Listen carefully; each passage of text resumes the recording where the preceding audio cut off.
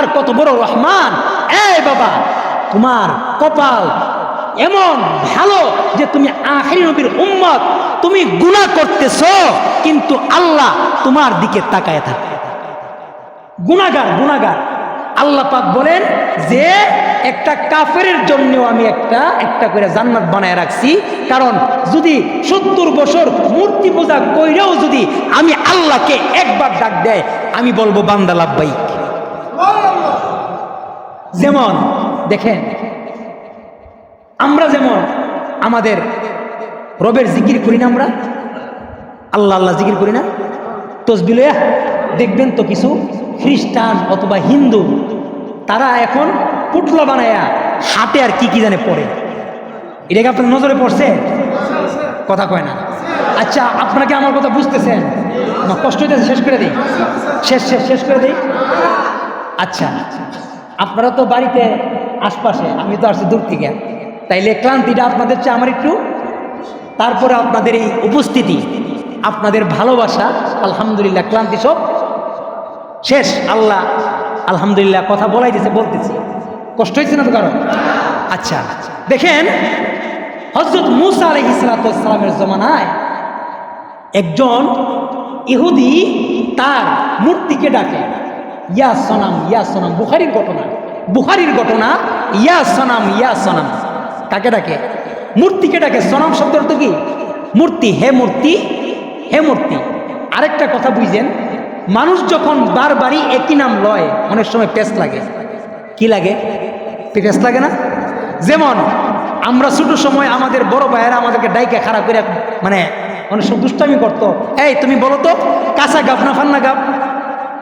দেখবেন তো আপনি 5 মিনিট যদি এরকম বলেন কাঁচা গাব ফান্না গাব, কাঁচা গাব ফান্না বুঝি কন, তাইলে বাপ বাপ বাপ বাপ, গাবের জায়গায় কি আইব? বাপ বাপ আইব।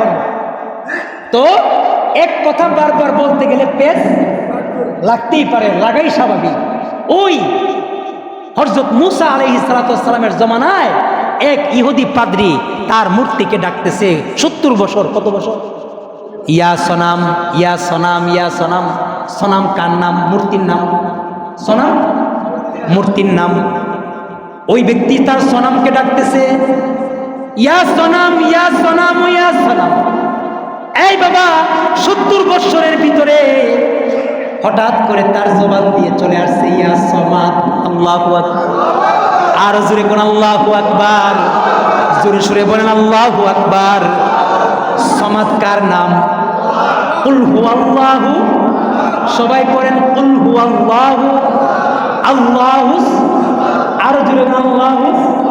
লাম ইয়ালিদ ওয়া লাম ইউলাদ ওয়া লাম ইয়াকুল লাহু কুফুয়ান আহাদ। এই বাবা, ওই মূর্তি পূজকের জবান দিয়া সনামের জায়গায় ইয়া সমাদ চলে আসছে। আসমানের মালিক আল্লাহ ডাক দিয়া বলে লাব্বাইক ইয়া আবদি। এই আমার বান্দা, তুমি আমাকে কেন ডাক দিছো? চিন্তা করছেন? আল্লাহু আকবার জুড়ে বলে। 70 বছরের কাফের আজকে ভুলে ডাক দিছে। কি ডাক দিছে? তাও কিন্তু যাই না, না কি ডাক দিছে? এবার ফেরেশতারা আল্লাহরে কয়, আল্লাহ তুমি যে তোমার বান্দার ডাকে জবাব দিছো, তুমি কি জানো সে কিন্তু যাই না বলে নাই, ভুলে বলছে। ভুলে কি বলছে? আল্লাহ ফেরেশতারে কয়, এই ফেরেশতা থাম, এই ফেরেশতা থাম, কথা কইস না। যাই না দিছে আর ভুলে দিছে, আমার বান্দা আমাকে ডাক দিছে। যাই না দিছে আর বলে দিছে, আমার বান্দা আমাকে ডাক দিছে রে। এই ফেরেশতা তুই কোনো কথা কইস না। বান্দাকে যখন জবাব দিয়ে ফেলেছে আল্লাহ পাক, এবার ইহুদি পাদ্রী বলে হায় হায়, কোন রবের নাম লইলাম, ডাক দিতে দেরি আর জবাব দিতে দেরি না। আল্লাহু আকবার। ডাক দিতে দেরি হয়েছে কিন্তু আমার ডাকে জবাব দিতে দেরি করে নাই। এই বাবা, 70 বছর ধইরা মূর্তিকে ডাকতেছি, কোনো জবাব নাই। কিন্তু আজকে আমি কাকে ডাক দিলাম? সমাদ। সে কে? আমি ডাক দিতে দেরি, আমি আল্লাহর ডাকে জবাব দিতে দেরি করে নাই। তাইলে আমি আর দেরি করলাম না, আমি এই ডাক দেনেওয়ালা, জবাব দেনেওয়ালা আল্লাহর উপরে আমি ঈমান নিয়ে আসলাম। লা ইলাহা ইল্লাল্লাহ, লা ইলাহা ইল্লাল্লাহ। মূসা কালিমুল্লাহ এই কথা বলে ওই ইহুদি পাদ্রী সঙ্গে সঙ্গে আল্লাহর উপরে ঈমান নিয়ে আসছে। আল্লাহ আসেনি? আল্লাহ আসেনি? এই বাবা, জিন্দিগির গুনাহ গুনাহ গুনাহ বলতেছিলাম, এমন কিছু নাফরমান আমাদের আছে যারা নাকি 5 ওয়াক্ত নামাজ তো পড়ে নাই ঈদের নামাজ পর্যন্ত। এই এমন গুনাহগার তোমরা যারা আসো, এই রমজান মাস চলতেছে, রমজান মাসের রোজাগুলি রাখো, রমজান মাসে শেষ রাতে উঠা আল্লাহর কাছে 2 ফোঁটা চোখের পানি ফালাও। আসমানের মালিক আল্লাহর কাছে তুমি মাফ চাইতে দেরি হবে, আল্লাহ মাফ করতে দেরি। সবাই কয় না দেরি? দেখেন আল্লাহ কত বড় দয়াময়।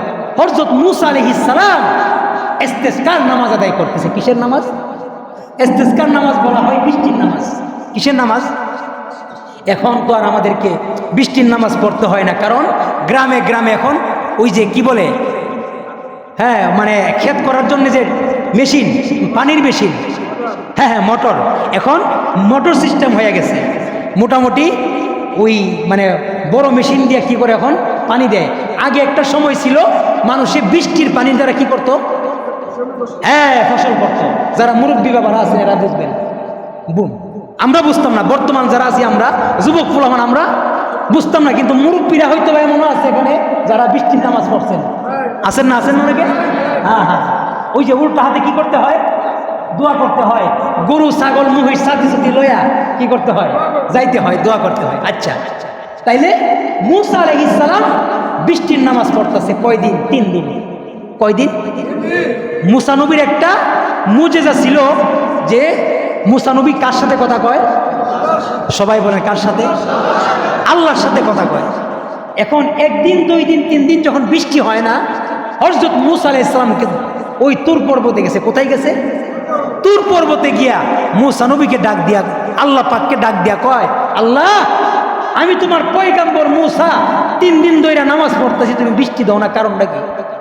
সুবহানাল্লাহ। যার সাথে বেশি বেশি কথা কয় এর সাথে একটু ফ্রি থাকে না?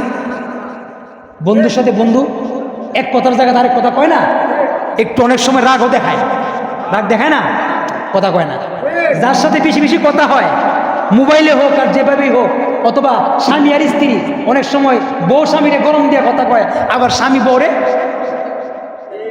বুঝেন না কারণ তাদের ভিতরে কথাবার্তা কি হয়?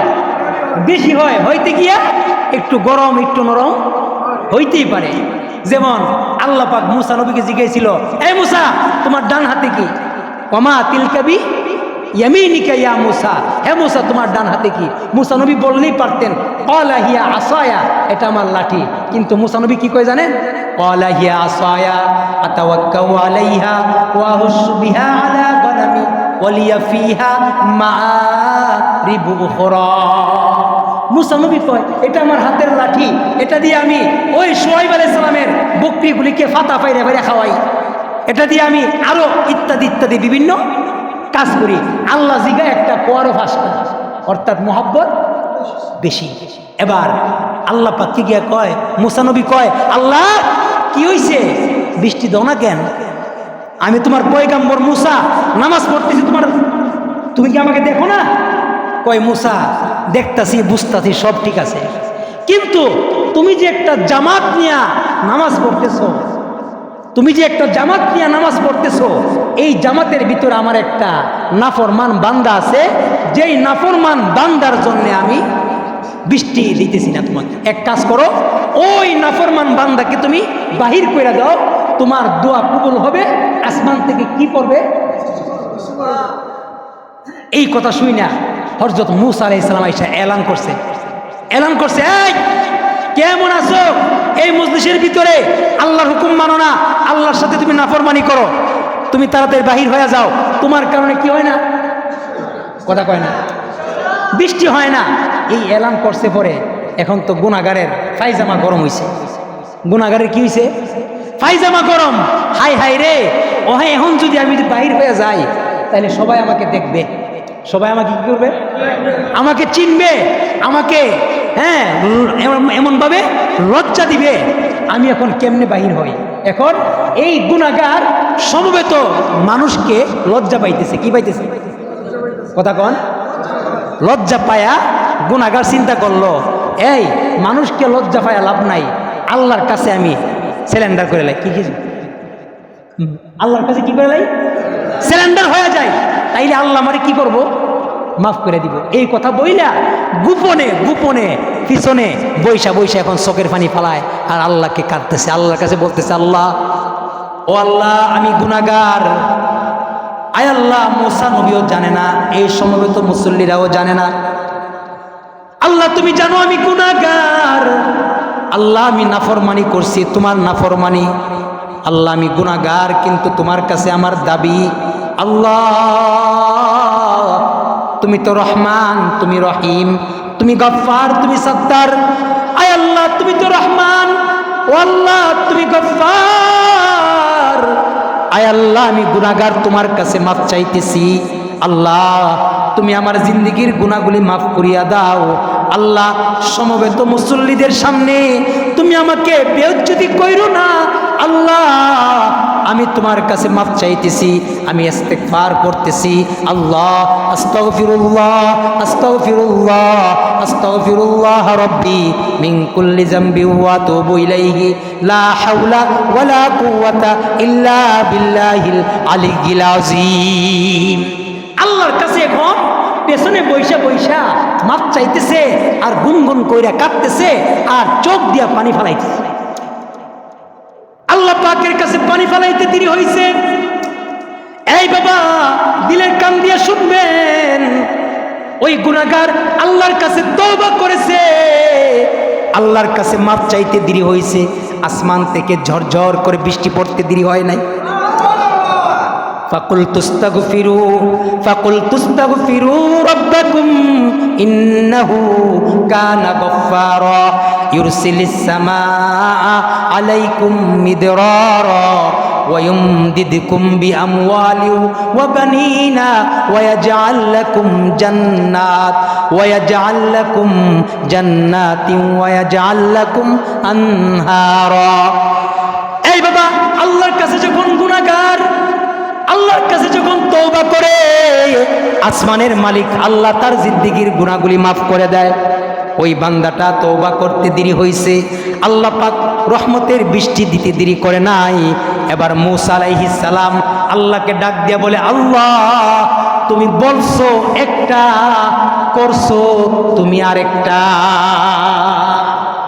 মূসা কয়, আল্লাহ তুমি না কইলা তোমার নাফরমান বান্দা আছে, সে বাহির হইলে বৃষ্টি দিবা, আমাকে দিয়া তুমি এলান করাইছো, আমি এলান করলাম, কিন্তু ওই বান্দা বাহির হইতে না হইতে তুমি বৃষ্টি দিয়া দিলা।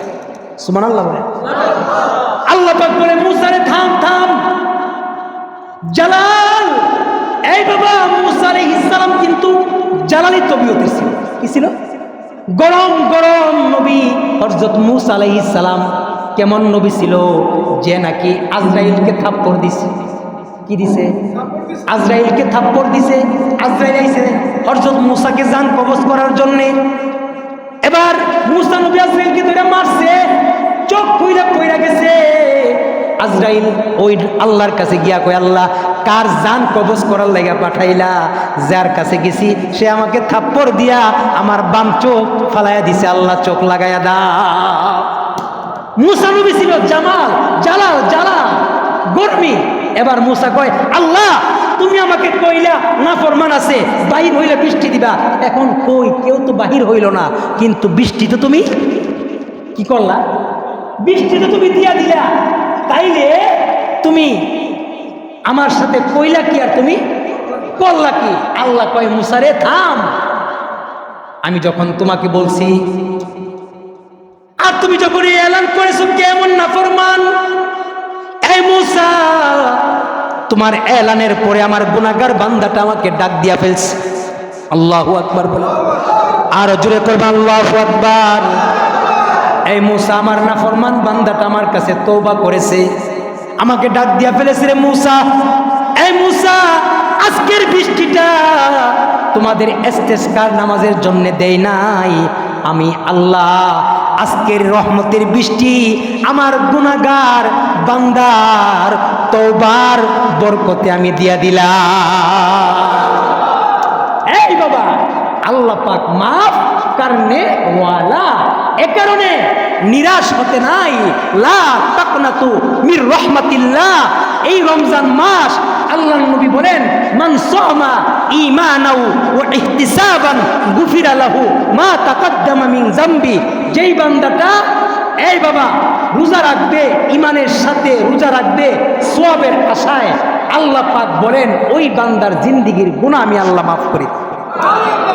অতএব আমাদের জন্য একটা অফার, কি অফার? এই রমজান মাস, এই রমজান মাসের ভিতরে ইবাদত বন্দেগী আমি আপনি করতে রাজি আছি তো ইনশাআল্লাহ? রাজি আছি তো ইনশাআল্লাহ? শেষ কথা বলতেছিলাম, ঈমান হলো একটা আলো। ঈমান হলো, এই আলোটা কি হয়ে যায়? কালো হয়ে যায়। কখন? যখন বান্দা গুনাহ করে। কি করে? ইবাদত। ইবাদত হলো দিদার তুল্য। কার দিদার? বলেন কার দিদার? ইবাদত করলে কার দিদার হয়? আল্লাহর। ফামান কানা ইয়ারজু লিকা রাব্বিহি ফালইয়ামাল আমালান সালিহা, ফালইয়ামাল আমালান সালিহা ওয়ালা ইউশরিক বিইবাদাতি রাব্বিহি আহাদা। ইবাদত করলে, যেই বান্দাটা ইবাদত করে ওই বান্দাটার দিদার আল্লাহর সাথে হয়ে যায়, আর যেই বান্দাটা গুনাহ করে ওই বান্দাটার দিদার তার শয়তানের সাথে হয়ে যায়। কারণ গুনাহ হলো বিষ তুল্য। কি তুল্য? সবাই বলে না গুনাহ কি? বিষ। বিষ যেমন এক গ্লাস পানির ভিতরে এক ফোঁটা বিষ পড়লে পানিটা কি খাওয়া যাবে? অথবা এক গ্লাস দুধের ভিতরে যদি বিষ পড়ে, কি পড়ে? বিষ। তাইলে ওই দুধটা কি খাওয়া যোগ্য? ওই দুধটা খাইলে মানুষ মরে যাইব। বলা হয় যে ইমানদার যখন গুনাহ করে, কি করে বলেন? ইমানদার যখন গুনাহ করে, গুনাহ করলে ওই ইমানদার কেমন যেন তার ইমানের ভিতরে বিষ ঢুকাইছে, আর বিষ ঢুকানোর কারণে ওই ইমানটা অকিজু হয়ে যায়। কি হয়ে যায়?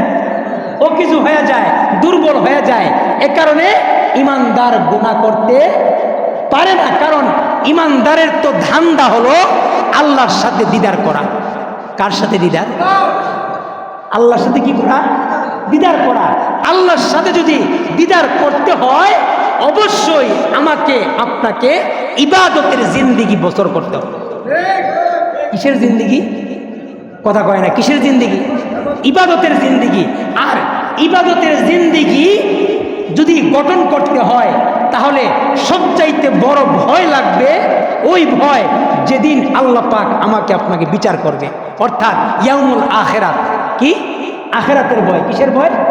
আখিরাতের ভয়। আল্লাহ পাক বলেছেন, ওয়াত্তাকু ইয়াউমান তুরজাউনা ফিহি ইলাল্লাহ।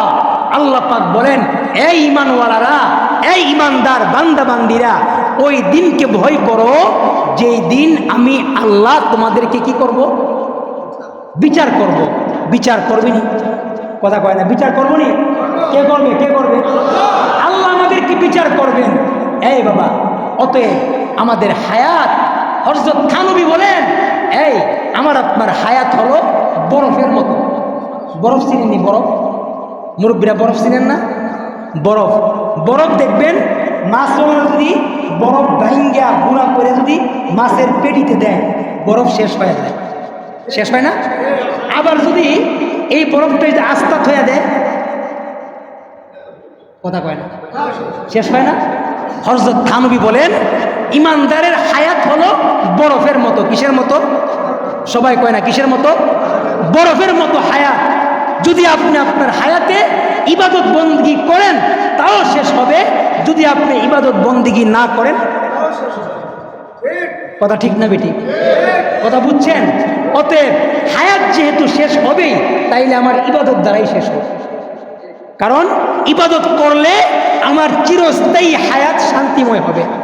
চিরস্থায়ী হায়াত কি হবে? শান্তিময় হবে। আর যদি গুনাহ করি তাইলে এই দুনিয়াতে হয়তোবা একটু শান্তি পাবো, কিন্তু কবরের জগৎ, আখেরাতের জগৎ অশান্তি হবে। আল্লাহ পাক আমাদেরকে ওই দিবসকে ভয় করে হায়াতের জিন্দেগি বসর করার তৌফিক দান করুক। সকলে বলুন আমিন।